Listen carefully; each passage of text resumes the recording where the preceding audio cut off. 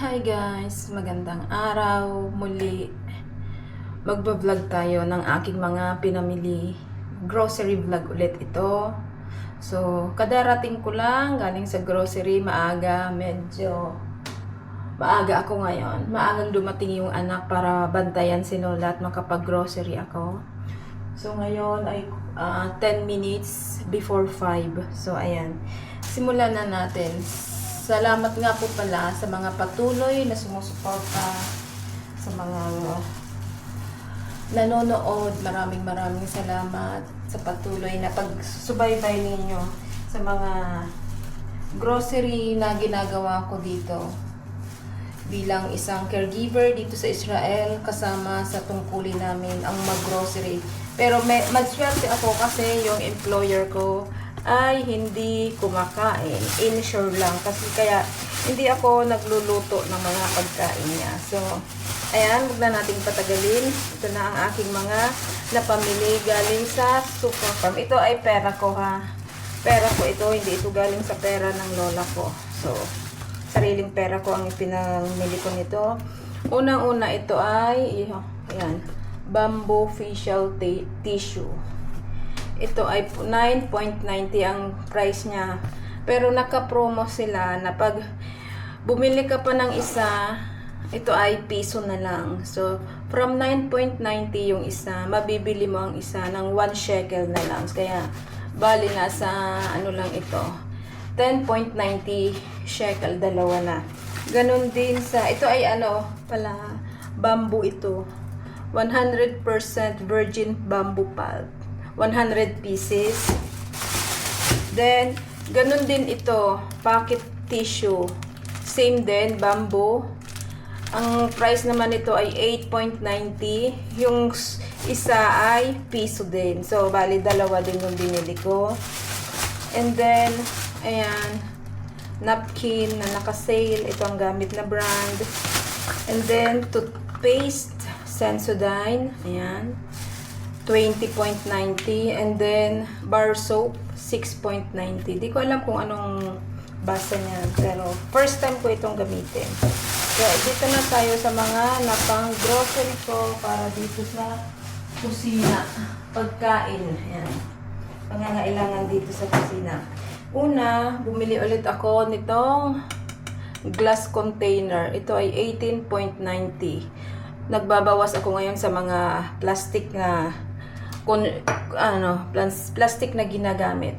Unti-unti ako lilipat sa glass. Kaya every time na mag-grocery ako, pag nakakakita ako ng glass container, bumibili ako pa isa-isa.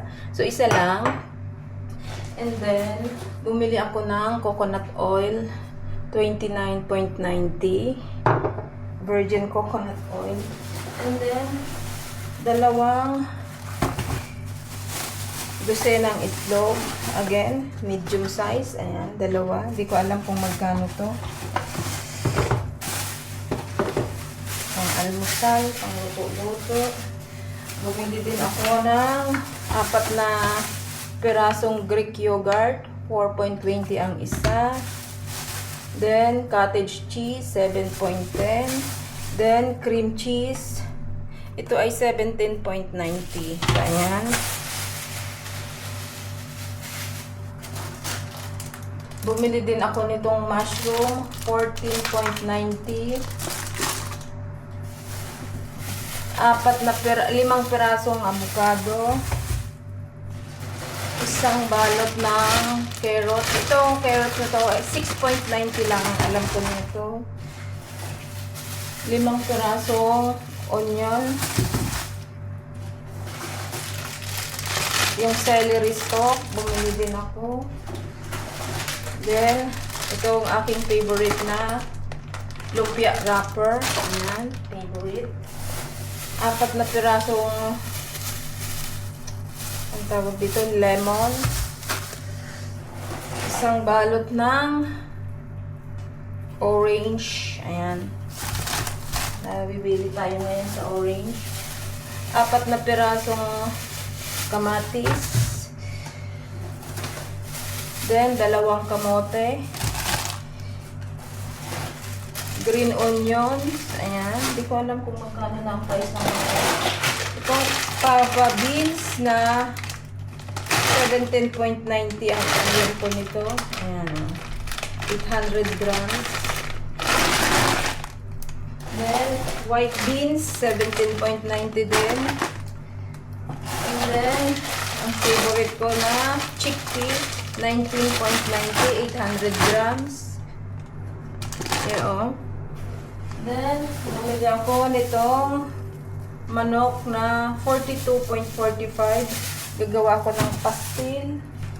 Then, itong roasted in peeled cheese na favorite ko ito. Nagugutom na ako.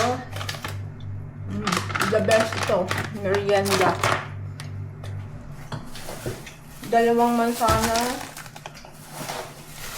5 pirasong peras.